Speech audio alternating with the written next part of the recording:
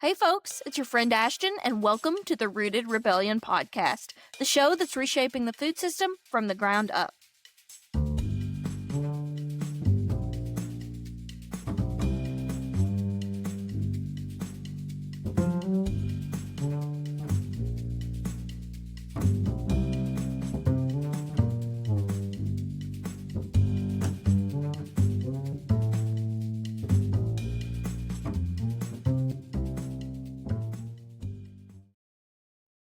Hello, everyone, and welcome back to another episode of the Rooted Rebellion podcast.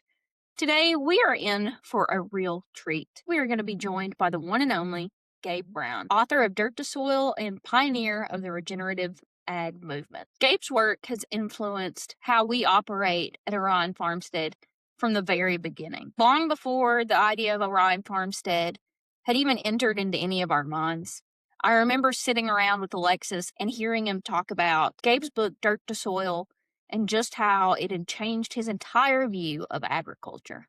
And I think after this interview, you'll understand why. From his beginnings in conventional farming to the trials that helped Gabe to look at agriculture from a different perspective, his curiosity and devotion to regenerating the soil and farming within the context of the land is a lesson from which we all have much to learn. When Gabe isn't tending to his own ranch, he's speaking before Congress, providing consultation to farms that want to follow in his footsteps, and finding new and creative ways to advocate for land and the people that tend it. Recipient of the prestigious Heinz Award for the Environment and senior partner of Understanding Ag, Gabe's efforts on his land have influenced the actions of farmers and consumers globally, and we are honored that he took the time to sit down with us for this interview. And with that introduction, I will let him speak for himself.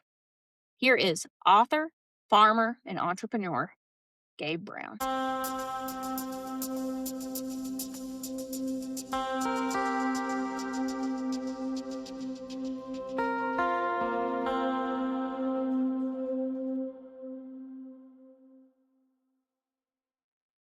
Mr. Brown, good morning and welcome to the Rooted Rebellion podcast. We are so thrilled to have you here today. Well, thank you. It's a pleasure to be with you. It is a pleasure to finally put a face to the name that has been circulating through this business for so long. I remember just a couple of years ago when we were still searching for property for our own operation, Gabe Brown was the name kind of on the lips of both Alexis and Bo in terms of how we wanted to run our own regenerative practices. So it is really humbling to have you here today. So thank you very much. Well, thank you. You have run quite the agricultural gamut in your life, from former city slicker, as we say here, to farmer and pioneer of the regenerative movement. So I just want to take a second as we begin this interview and reflect on your early career, specifically what you refer to as the disaster years. If you wouldn't care to share a little bit about that, could you please help our audience understand what those years meant to you and how they have influenced your outlook on agriculture?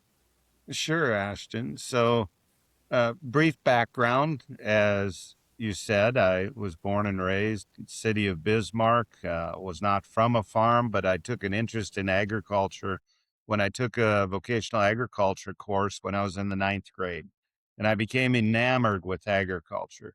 Started working on farms during the summer, very involved in FFA. And I actually went to college to be an ag education instructor. But as luck would have it, I married my best friend in high school while we were in college, and she was from a farm. She has 2 sisters, no brothers. And my wife always tells people that she married a city kid to get away from the farm. And here one day while we were finishing our college degrees, her father called asking us if we'd be interested in coming back and taking over the farm. I immediately said yes. My wife wasn't so enthusiastic. But my father-in-law farmed what I would consider very conventional. Half summer fallow, half crops, very low crop diversity, spring wheat, oats, barley, that was about it. A small beef herd that was set, stocked. And so it was really from him that I learned how to farm. I learned the act of farming. And I think it's important for me to lay that context because I was in that mindset. But one thing about me, I've always been extremely curious, and not being from a farm, I was always reading and studying. So I studied no-till, and my wife and I, it was 1983 when we first, I'm aging myself here, but when we first moved on to the farm. And so I spent 8 years learning how to farm with my father-in-law. Well, then once we were able to purchase part of the farm from him and he retired, one of the first things I did was sell the tillage equipment, went no-till.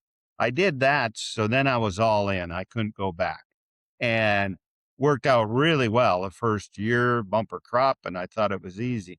Then I had 4 years, two of hail. We lost 100% of our crop to hail. Then a year of drought.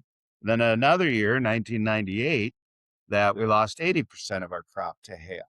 And those years, I was starting to see some transitions. Obviously, money was very tight. After about 2 years of no crop income, the bank wasn't going to give us any money for operating costs, loan us any money, I should say. So we had to learn, okay, how are we going to survive without all these added inputs? How am I going to grow a crop without all these added inputs? So I started to diversify the crop rotation, adding more legumes like peas. I came across hairy vetch and the combination of winter triticale and hairy vetch, trying to diversify the crop rotation, growing my own nitrogen, so to speak, by adding those legumes. So my wife and I took off farm jobs. We had a young family, bills to pay, obviously. The debt was mounting. By the end of 1998, that final year of disaster, we found ourselves $1.5 million in debt, which was an awful lot for a young couple back in the 90s. How am I going to get out of that? But I was noticing a change in the soil. All of a sudden, we were getting earthworms in the soil. We were seeing birds and wildlife return to the ranch. And so I'm going, something's going on here. The other thing I really noticed that when we did get moisture, it was starting to infiltrate into the soil. And, up until then, I hadn't really paid a lot of attention to the soil, and I've got 2 degrees in agriculture, and never did they talk to me about how a soil aggregate was formed. They didn't talk to me about how the natural nutrient cycle works. So I started learning this and studying on my own things that I wasn't taught in college. And I tell people those 4 years were extremely difficult to go through. But in saying that, it was absolutely the best thing that could have happened to my family and I, because it taught us several things. It taught us that a lot of the things that we think we need in life and in agriculture, we really don't need, and they're really not that important. What's important in our lives is faith and family, and those are the most important. Now, it also taught me, though, that I can grow crops without all these added inputs. My animals live through the hailstorms and through the drought. And the more I focused and observed nature, the more profitable and resilient our ranch became. And so the important lessons for me were one of, okay, I need to trust in the creation and work with nature rather than against her. I needed to work with the natural nutrient cycle, energy cycle, water cycle. I needed to learn those and understand. And it's taken me a lot of time. Obviously, I didn't just go to library once and learn these things, and realize this was back at a time when the internet was, just wasn't even up and running. We didn't have internet service at our house during those times. So I was having to go to the library, and use the Dewey Decimal System to look things up. This was way back. But you learn, and it also taught me the importance of being a lifelong learner. And I just did a presentation at the Acres Conference on lessons learned. And one of the lessons I have learned over the years is the more I know I don't know. And We can't know everything, but man, it's fun when you get up every day and learn something new, you know? There's nothing wrong with that. So I think those are the main points, Ashton, of what I've learned. And I think it parallels today with we're seeing a lot of farmers and those in agriculture that are really having some tough times. And when I talk to those people, I simply tell them that, hey, I've been there. I know what it's like, but you need to take things into your own hand and not rely on others. And that's the next lesson that came to me is we need to take ownership of things for ourselves and chart our own courses. Don't rely on others. When do you think is the time to take self accountability? And when is the time for reliance on others in terms of collaboration? What does that look like in a farming operation? This is one of the things, and I tell the story how in 1999 I took a load of oats to the elevator grain terminal and they offered me 99 cents a bushel. And I begged for that extra penny because I didn't want to sell something for less than $1. They didn't relent. And I remember coming home that evening and telling my wife, I said, that's it. I can't take this anymore. I need to become a price maker instead of a price taker. And realized by then I was already starting to, I had mentioned growing crops like winter triticale and hairy vetch, and I started marketing that seed. And it was pretty much from that point forward that I didn't just accept whatever price someone offered me. If they didn't offer me higher than the cost of production with a reasonable profit, I didn't sell it. I didn't grow it. I would have never got out of that mountain of debt if I would have just been selling commodities for whatever price they gave me. I had to think out of the box, become a price maker, not a price taker. And that allowed me to rather quickly, I think, get out of that mountain of debt that was hanging over us. So I encourage all people in agriculture today to take it into their own hands. Look what we're seeing now. Obviously, China backs off buying soybeans, and all of a sudden you got half the farmers in the US crying, and I'm just going to say it bluntly, wanting a handout. Well, I'm sorry. It doesn't bother me if China is not buying soybeans. I'm not selling to China. I'm not putting my whole livelihood in the hands of a country an ocean away. To me, that just doesn't make sense. That's not good business sense, and I know I'm going to tick some people off listening to this. I'm sorry. I'm just being honest, right? Yeah. So we need a little more of that. So I Mhm. appreciate your frankness. And on that same note, these are all principles that you personally follow. You speak about the disaster years as your experience. But when I hear these stories, I see it as like a microcosm for what we've got going on at a national scale. Do you Yeah. see any parallels between your experience with the disaster years in terms of, natural disaster and these farms that are facing mountains of debt and just really utterly degraded soil, not even soil at this point, more Mhm. dust. Do you see the parallels there? Absolutely. It's pretty much all one and the same. Yes, the natural disasters that I went through, you could say they were not man made, but really a little bit they were in the fact that because of the damage we've done to the ecosystem, we are seeing some changes in weather patterns, etc. But in saying that, I don't care if it's a natural disaster, if it's a marketing disaster, such as I just mentioned about China not buying soybeans. I don't care if it's a disaster in the fact that a farm operation has found itself highly leveraged with a lot of debt. They've overbought on equipment, etc., paid too much for rent, perhaps. All those things are parallel. And the answer really lies in the natural ecosystems. I make this comment often that the best way, in my opinion, to generate what I call new wealth is through sunshine.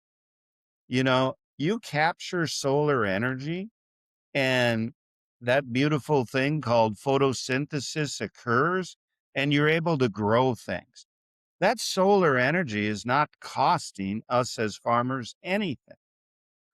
I do a lot of consulting now, and when I walk out on a new farm, one of the first things I do is go for a walk in their field, in a pasture, and I observe. And one of the things I observe is how much solar energy are they collecting? Is all the sunshine that falls on their farm being intercepted by a living leaf? If not, they're losing the opportunity to make money, and that's on them. So uh, once a farmer learns these ecosystem processes, again, energy cycle, nutrient cycle, water cycle, biodiversity, making money is not nearly as difficult as what a lot of people think it is. Yes, it still takes work, but we have to work with nature and allow her to function. And that's the way we generate new wealth. So that's the parallel in what we're seeing. It all comes back to these four processes and how ecosystems function. I don't care what you're doing. If you're in agriculture, any type of agriculture, anywhere, it all fall back on this. I'm very arrogant, and I I make the comment often, if you put Gabe Brown anywhere on the world where there is production agriculture, I'm going to be profitable and get it to work because I simply work in the context of that environment, maximizing these four ecosystem processes. It's not rocket science. It feels that way for some, but I hear you. That is such an excellent point in terms of generating wealth. I think we have this, what I'm going to call sustainability movement, which is a buzzword in and of itself, that wants to make it solely on sustaining. But what that doesn't include is that you have to generate wealth as a farmer in order to continue to thrive in your operation and succeed. And that brings me to the point of sustainability versus regeneration. hmm And I know that this is something that you are passionate about. Can you explain to our listeners why it is important to approach agriculture with a mindset of regeneration versus sustainability? Yeah, so let me answer that question by asking each of you a question. Would you rather your marriage be sustainable or regenerative? Which would you rather it be, right? Oh, it's sustainable. No, it's regenerative.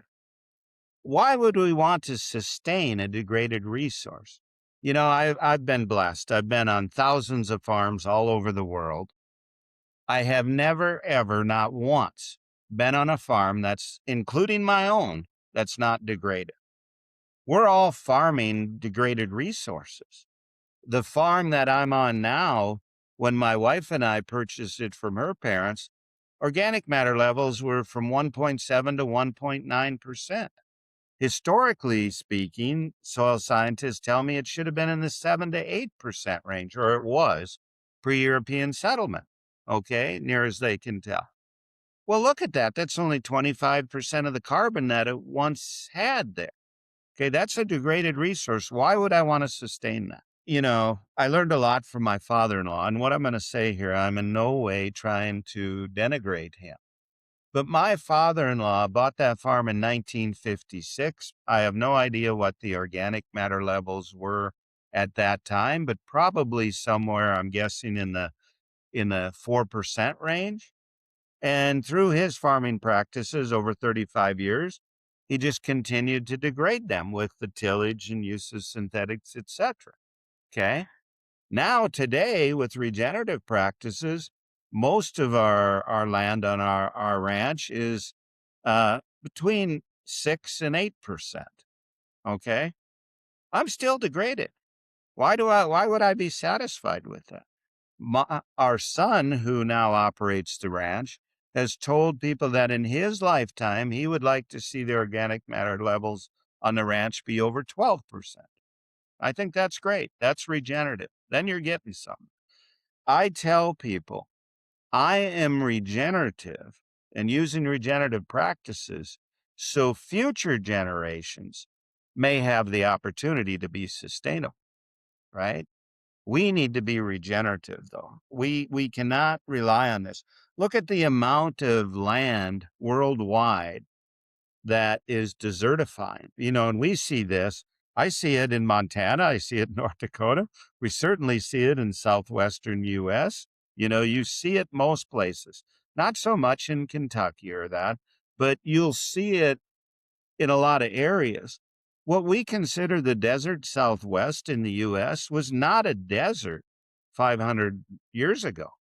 It wasn't. It was a vast grassland. The Chihuahuan Desert of Mexico was not really a desert. It was a vast grassland. Mankind's actions have caused that to occur. So we need to be regenerative because of that.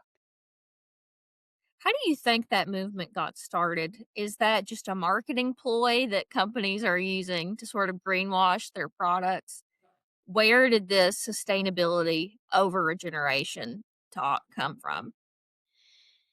Yeah, and I think it's a combination of factors, Ashton. Some of it definitely is a marketing ploy. We're seeing that in the regenerative movement also. But I think it really came about when people started thinking about quote unquote climate change. And, the climate's always changing. We went through an ice age, for crying out loud. It's always changing. So uh, I look at it that people uh, wanted to take ownership of that, so to speak, and try and mitigate that. So they thought, well, we need to be sustainable. We need to use less fossil fuels, for example, than we were using. So they started coining the phrase sustainable. That's how I think of it. And that makes sense to me as well. And I think that's all part of the context in which we're now farming in. That's one of the principles that I know you promote in approaching regeneration on any landscape. What does context mean for you, and what context do you think we've forgotten as a nation? The great question, and the context that I think we've forgotten is that nature will always win. Nature always bats last. We in agriculture today, many of believe that we can impose our will on nature, and it'll conform to what we want. No, it won't. Nature will always bat last, and nature will always win. We need to work in the context of our environment. And I tell all farmers, ranchers that I work with, you need to work within your own context. Look, we all have a different context from the standpoint of our location. You know, we have different amount of precipitation, we have different soils, we have different humidity, different lengths of growing season, right? So we all have a different context there. But we also have other contexts. Take, for instance, financial context. My financial context today is much different than it was in 1998 when I was 1.5 million in debt. Okay. You need to work within your financial context. Don't outspend your context, right? And work with it. We all have a different social context. How many family members are involved in the operation, right? What's our community involvement in our operation? Okay. That's all context. We also really have to look at trying not to impose our desires on that context, as I said. Let me give you an example. So I was up in Manning, Alberta. Now, I don't know if you know where Manning, Alberta is. You fly into Edmonton, you drive for a day north, and you're in Manning, Alberta. It's right on the edge. It's the last of the farmland there in Alberta. And they were they were trying to grow soybeans there. You talk about out of context. I mean, that just makes no sense growing that warm season broadleaf crop in that environment. I always tell people, context, there's a reason bananas don't grow in North Dakota, right? It's totally out of context. We have to quit trying to impose what we're doing on that context. Now, let's take that a step further and go think about agriculture today. Agriculture today is based on yield. It's all about yield and pounds, right? Well, you look at what's happening and I'll use this as an example, in the I states, so Indiana, Iowa, Illinois, okay? Corn and soybeans, they're pushing yields, 300 plus, sometimes 400 bushel yields. But what's the context of that environment? See, they're trying to outproduce their environment using too much fertilizer and inputs to get that yield. And what happens then? You're taxing, it's coming at a cost to that soil ecosystem. You just cannot keep producing that and expect those soils to regenerate. It's not going to happen. That's not the way nature functions. I'll never forget back in 2009, I was combining corn and I was talking to my son who was away at the university. And I was complaining a little bit about the yield I was getting on that corn. And he said, "Well, Dad, you're trying to outproduce our environment." Man, that just hit me like a ton of bricks. I thought about that. And first of all, I wondered where he got those smarts like that, but that just made perfect sense. Ever since that conversation that evening, I have never, ever, not once worried about yield anymore. Because yield has nothing to do with profit if you're staying within your context. Okay. So we need to play more into our context and work within our context. And I think if we are to apply this theory of context, I mean, we are just a culture out of context in basically every way. And that brings me to really the meat of this interview. How do we bridge this gap between principles and widespread change? Is it through education, policy, simply challenging tradition? What do you see as the most effective way to bring this change?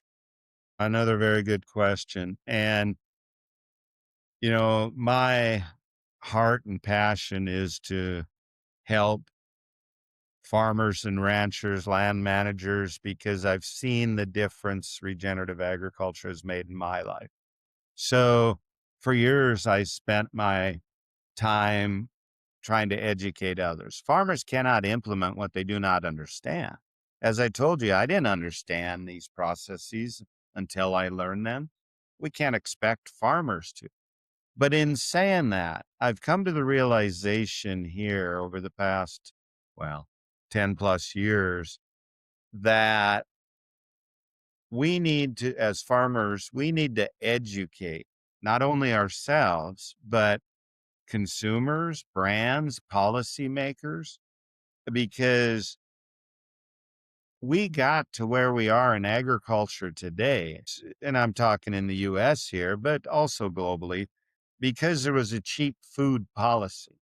After World War II, the consumers wanted copious amounts of low priced food. Well, I will contend they got that. They got copious amounts of food like substances. They really question whether what we find in most supermarkets today can really be classified as food. It's just not nutrient dense. Well, so consumers drove that change, as did policymakers. There was some really poor policy put in place. There's going to be a book coming out. I'll put a plug in for John Clark's book. It's called The War on Farmers, and I just finished reading it last night. I was writing an endorsement for it. It's an excellent book on how we got to this point in agriculture today. And I like to use the term common ground for common good. Look, I spend a great deal of my time now talking to CEOs, board of directors, head of businesses, talking to them about why it's important for them to source regeneratively grown and raised products. What's the most important thing to them? A consistent supply of high quality product, right? Okay. If I go talk to consumers, what am I going to talk about with them? I'm going to talk about how what is on the end of their fork is really preventative medicine, and they should use food as such. Look at the healthcare crisis we have, not only in this country, but all around the world. Yes, there's reasons for it, sedentary lifestyle, etc. But the main reason is the food just lacks nutrient density. I claim that 95% of the people in this country have not tasted nutrient dense food. They don't know what that tastes like. Okay. So we need to educate everybody. And I think as a society, we tend to spend our time talking about the 15% of things we might not agree on. Why don't we spend time talking about the 85% of the things we can agree on, such as everybody wants clean air, clean water. We want nutrient dense food. We want revitalized rural communities. We want profitability for farmers and ranchers because they supply the food we need. And everybody needs that nutrient dense food because everybody in their families have faced some type of health crisis. And most of those can be avoided if we eat properly. So let's come together and focus on those things. So I think to answer your question, Ashton, it's about all phases. And that's why Gabe Brown never passes up the opportunity to have a conversation because you don't know. It's a ripple in a pond, throw a pebble in a pond. You don't know where that's going to go, right? When do you find that people are most receptive to this education and these changes? Yeah. And that depends again of who I'm talking to. If we're talking about farmers, what we see is two basic types, of groups that are coming to understanding ag for consulting. Number one, those that are in financial need and they go, boy, this isn't working. My balance sheet is going the wrong direction. I need to make a change. Okay. So we get that group. And then we get another group that they're like, man, I just don't want to do this. I don't want to go out and expose myself and my family to all this. And, we see a generation of farmers that they're getting up in age. Our average age of farmers is increasing, and they're going, man, I got nobody to take over. Okay, what am I going to do? This just who's going to farm in this community? The communities are drying up, and even though that particular farmer may be quote unquote healed, they realize that, hey, this just isn't right. This model isn't working. So that's what we see among farmers. We're seeing a lot of interest from industry. And there's industries and brands out there that really want to do the right thing. They understand that their livelihood depends on farmers and ranchers, producing high quality crops at a consistent supply and livestock. And so they want to do what they can to ensure that they have that consistent supply of high quality product. And then, especially since COVID, we have just seen a marked increase in consumers that are reaching out, caring about where they source their products from. They want to meet the farmer and know that food that they're serving to their children, where does it come from? And that's a good thing because you get a mom interested in what's going into her child's mouth. That's a good thing because it really has a positive ripple effect. I will say, as a woman, we know how to spend money. So That's right. They're one of the primary consumer targets. I had a quick question. So, with your testimony to Congress earlier this year, do you feel as if that your message was received, or did it kind of fall on deaf ears?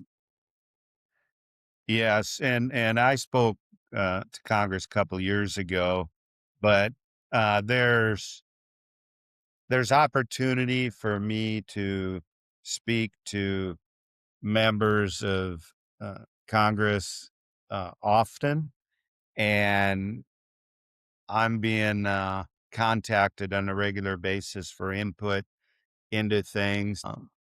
And I will just say this. We need to have our voices heard. So I don't want to pass up the opportunity, but I'm not going to spend a great deal of time there because it's like beating your head against the wall. You know, I might make a positive impact on one or two. And I know ripple in a pond, I just said it, but the way the political winds change in this country, and we have to realize what really drives legislation. It's big money. Yeah, It's the lobbyists. There's no doubt about that. And that doesn't mean we don't try, Alexis, but in saying that, um, I, for one, would rather spend my time talking to a board of directors, for instance, who have the ability to make a decision right within that small group, if that answers your question. no, totally. I feel like to expect massive change coming from the top or some central authorities is not the best approach. So, That's right. And look, there's a book out there called Tipping Point, mm, and it talks about how much of society do you really need to get on board, so to speak, to drive change. And it's really not that large amount. It's in the low teens, you yeah, know? So that's why if we start working with these brands, if we start working with consumers, what do lawmakers care about more than anything else? Getting reelected, right? for sure. So you start educating consumers, you'll reach a tipping point. They will vote then and that'll drive change. Yeah, cool. Thank you. As we move to educate our consumers, Bo, I believe you have a question that really hits this point just in terms of our labeling and how we present this to consumers. So, would you like to introduce that question? Yeah, right on topic here from where you're just going, Gabe. I'm starting my work with the Montana Farmers Union and some of this grassroots advocacy. I'm very much in my infancy in it. But a Hmm. discussion I hear circulating a lot is this topic around regenerative label or regenerative certifications. And you mentioned before that there's private industry stuff going on. Could I get your thoughts on regenerative ag label? I mean, helping consumers make an educated purchase or a Hmm. transactional purchase supporting. I mean, consumers are so busy, it's difficult for them to like really know every single farm and really get to know their farmer on a transactional basis when they're going to the market. So, Hmm. yeah, can I get your thoughts on a USDA label? What kind of Hmm. label certifications are you think are most effective in advocating this change? Yeah. So first, let me state that as you said, there's no better way to verify than meeting your farmer, getting to know them. And quite frankly, that's not as difficult as everybody thinks it is. You know, I always try and source local so I can meet the person, etc. And people say, well, I just don't have time. Okay, next time you're at the doctor's office, think about what you just said, right? You don't have time, yet you sure got time now. You got to make time to go to the doctor, right? Yeah. And so it's extremely important what you consume. Now, in saying that, I'm going to be very open and transparent here in the fact that for years I spoke out against labeling On our farm ranch, we could be certified organic if we wanted to, but we're receiving higher than organic prices. Why would I do that? Now, with where I'm at in my career and the platform that I do have, I noticed that as regenerative agriculture increased in both practice and in the interest in it, there was a lot of greenwashing going on.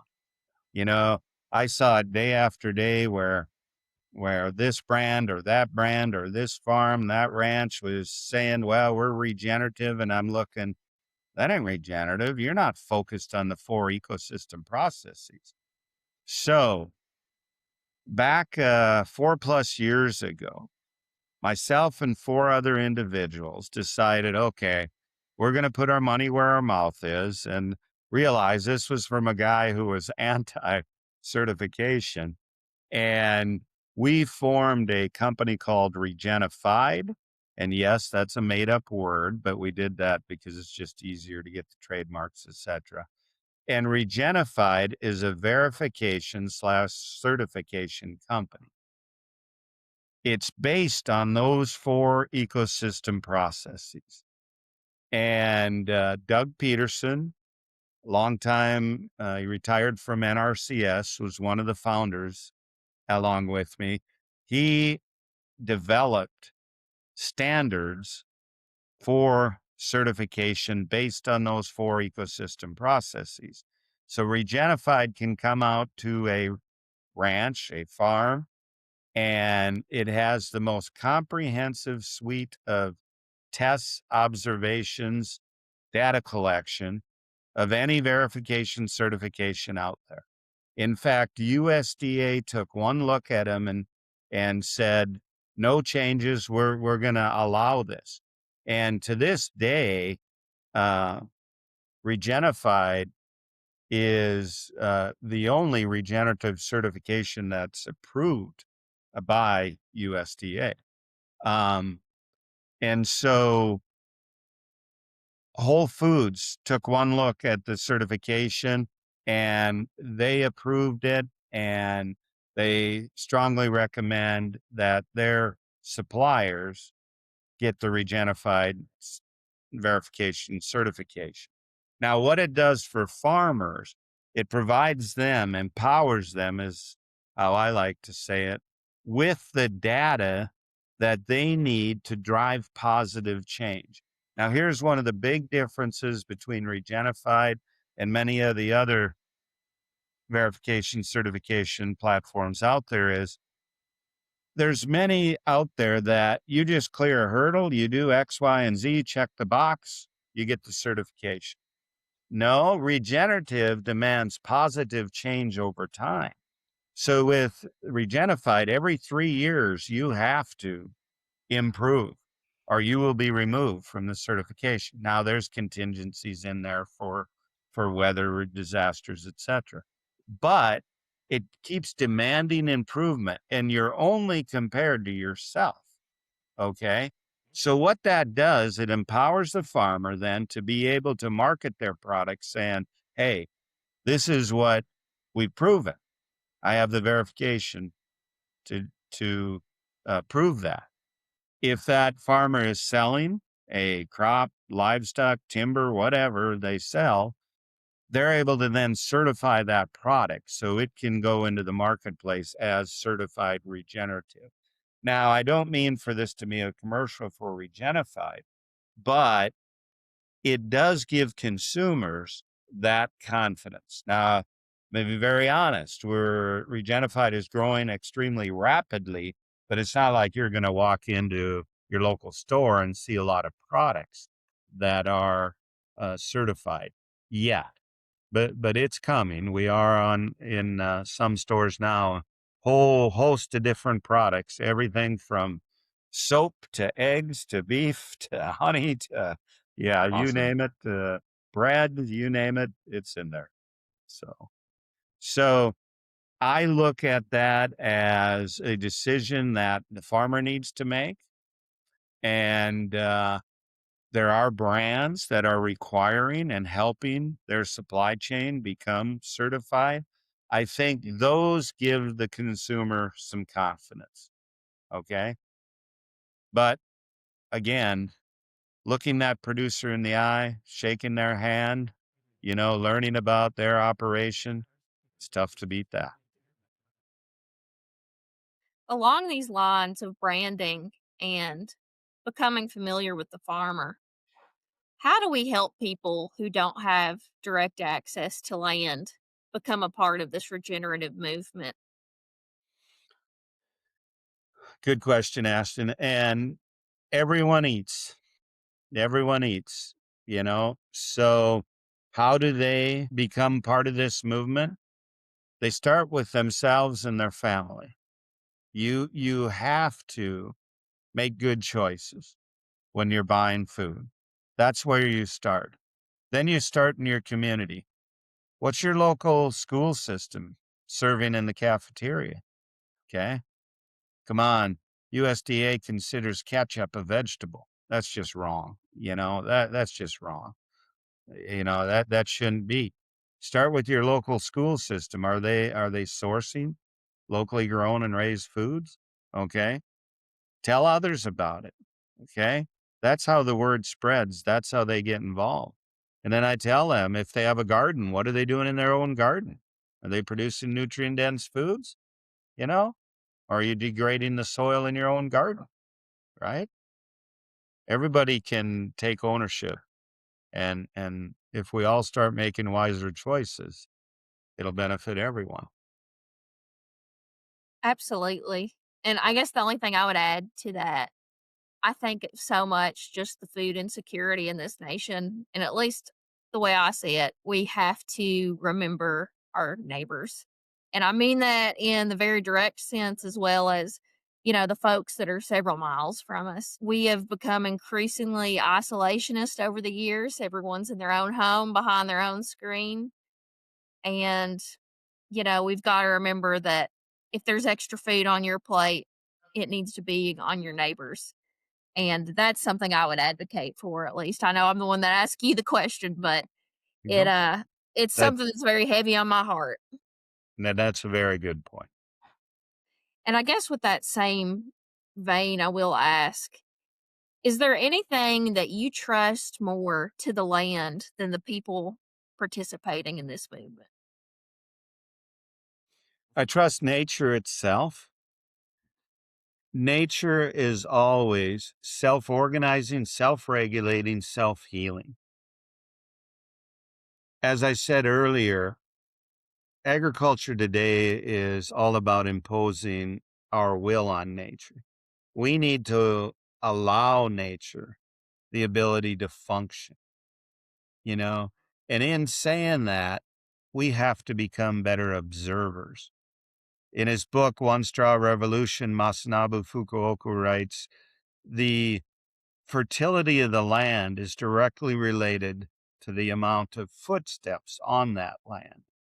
And what I took away from that is you need to observe and you need to step back and understand what we consider a weed is really there for a reason. It's trying to it's a symptom of a greater problem, right? If there's pests out there, that's a symptom of a larger problem. Okay. We need to observe and then react accordingly with our management, but we can't impose our will on nature because that only compounds problems. And that is so much more easily said than done sometimes, isn't it? I think we all see that. Well, Gabe, I'll wrap up on one final question here that we like to ask our guest. What is it about these practices that make you feel most rooted, most connected to the values, the people, and the places that are important to you? That's a very good question. And I really believe that if I feel most connected when I realize that nature in and of itself, these four ecosystem processes is very complex, but it's beautiful. And the result of it is truly nutrient dense food, that can be used as preventative medicine. And I think as more and more farmers, ranchers, land managers out there go down the regenerative path, we're going to heal not only our ecosystems, we're going to heal our communities, we're going to heal people. And that'll truly be common ground for common good. I really believe that it will all also elevate farmers, ranchers to a position in society where they're looked at as healers and doing good. And that's a good thing. It's good for everyone, all society and for future generations. Absolutely. And what's the best way that our listeners can stay in touch with the work that you and Understanding Ag are doing right now? How can they follow this movement? Yeah. So they can just go to our Understanding Ag website or our Regenified website, take a look, and they can reach out to me or any of our teams there. And we're always happy to have a conversation. And I'll put in an additional plug here for your book, Dirt to Soil. It's a shame that everyone's not getting it in their stocking this Christmas. I'll say that But much. thank you very much. And I'll Well, tell you, I am working on another one, but I'm not sure. oh, I've been working on it for a while. Seems I get distracted now and then. But well, there is that saying, it's good to let things simmer and marinate with ideas like that, but you don't want to let it burn. So hopefully there we we can go. see that soon. And I think Bo's got one more question or statement here I for was us as hoping to well. sneak one last little question in here, Gabe, from just a Sure. personal level. Thank you for being here with us and taking time out of your day. I'm really curious about, Simon Sinek says start with why. And it's really easy. Traditional agriculture is very much you go out, you work the land, you work long hour days, you come home, you watch TV, and you go to bed, get up and do it all over again. You're nothing is traditional about your approach or conventional. But I'm curious, you're burning the candle at both ends. You're running an operation, you're running these organizations, you're taking the time to talk to beginning startup folks like us and educate and do policy work or advocacy. What's your core driving why? You've alluded to a ripple in the pond and creating a better ecosystems as a whole, but at the root of it, what drives you to keep working forward and contributing in the way that you are? Thank you for asking that, Bo. And I honestly believe God put my family and I through those 4 years for a reason. You know, he it's kind of ironic. Neighbors surrounded me on all sides, of course. 4 years of disaster. I was the only one that had disaster all 4 of those years. There was one other that had it 3 years, and a number of them had disasters 2 years, but I was the only one all four. I really think God looked down and he said, that guy there has a big mouth. I'm going to teach him a lesson and then use him as a megaphone to help others. And I tell it in my book. I tell the story of me kneeling in the pasture and praying. And after that 4th year disaster, and I said, God, you help me through this, and I will do what I can the rest of my life to help others to learn about the importance of creation and why you created this, how you created it in a way that we can all use to the glory of God. And so I know the difference this has made in my life, my family's life, as I said. And I tell people this, there is no greater joy than having someone come up to me and telling me, well, just like you did here and Alexis did, that asked, saying that, Gabe, you made a difference. You made a difference, a positive impact in our lives. There's no better feeling than that. And I know those people will go make a positive influence in many more lives. And so that's why I do what I do, and I love doing it, and I never look at it as work. I'm going to do it till the day I'm no longer here, and even then I'm going to do it because my son has strict orders. I'm going to go out on that pasture and I'm going to feed a lot of microbes. And so the cycle will continue. Well, thank you very much, Gabe, for sharing that. Thank you. It's been a pleasure being with you today.